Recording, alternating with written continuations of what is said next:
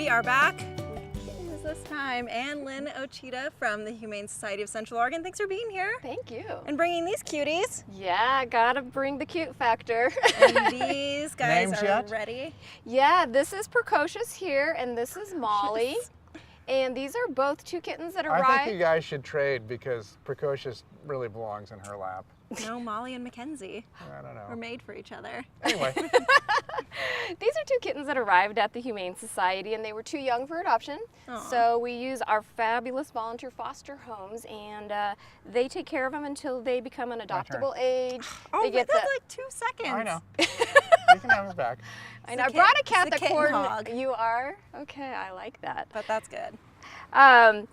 They needed some care, and they just came back, got spayed, neutered, ready for adoption. All of our adoptions, man, it is the best deal in town. Come with the spay and neuter, vaccinations, deworming, microchip, ID, free health exam, free food. Sound free like you're pet health tricking out a insurance. car, kind of. So Yeah, if exactly. I Comes wanted with everything. Precocious, what would it cost me to come get her? Our kittens right now are $50, and that includes hundreds of dollars in value, bet. like I just said. Vet care as well as health care, and not only that, free food and pet health insurance. Do you guys have a ton of animals that need to be adopted right now? You know, this has been a good year so far. It is kitten season, so we will be receiving, and we can receive up to 15 kittens in one day. So wow. great time to look for a kitten. We have a great selection, all different shapes, sizes, and colors.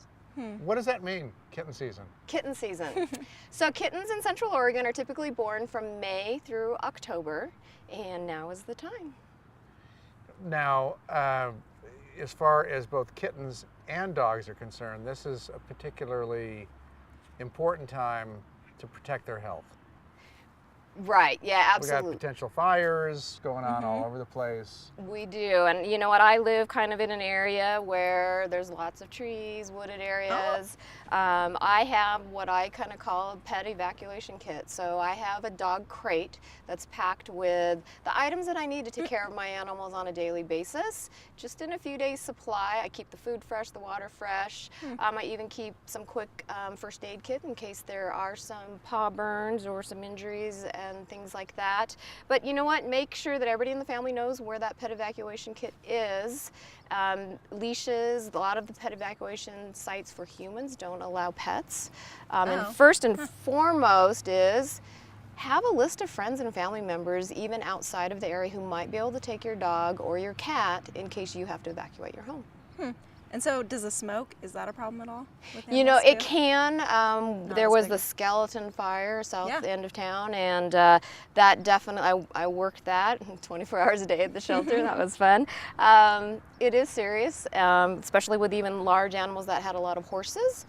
Some people were really creative. They shaved their a contact phone number into their horses' coats. wow. They used just livestock grease pins to write phone numbers, things like that. So you can be prepared. ID of some form is the most important thing Yeah. during an evacuation. Are you guys packed in terms of dogs? We are pretty good. We seem to be getting a lot of strays, and the reclaiming of them for the summer months seems to be a little bit slower. Could be that people are on vacation and they've got pet sitters, and the pet sitters don't really know what to do once they've lost the animal. You say this has been a good year. Talk a little about the number of adoptions, you know, what you consider a successful year. You know, we receive over 3,000 animals a year, and most of the dogs, we have a great return to owner rate. We have a wonderful community. They care about their dogs. They come in within a few days and reclaim them.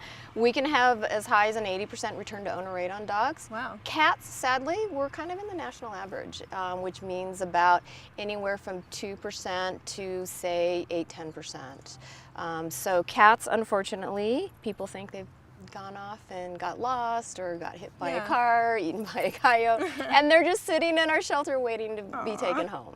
Do you guys have just lots of volunteers all the time, or are you always in need for them? You know what, we do have a great crew of volunteers. We always need new ones, so if you are interested in either animal care, joining me at offsite events and adoptions, we've got our information online at hsco.org, and you can fill out an application and turn it in. We'll give you a call. Lynn, how can you go to work every day And and take not go everyone home every day with a new animal. How do you do that? You know what? I have been in animal welfare for 20 years. I've been with Humane Society of Central Oregon 18, and I have actually only adopted 2 animals in that My period of goodness. time. That's impressive. Your willpower.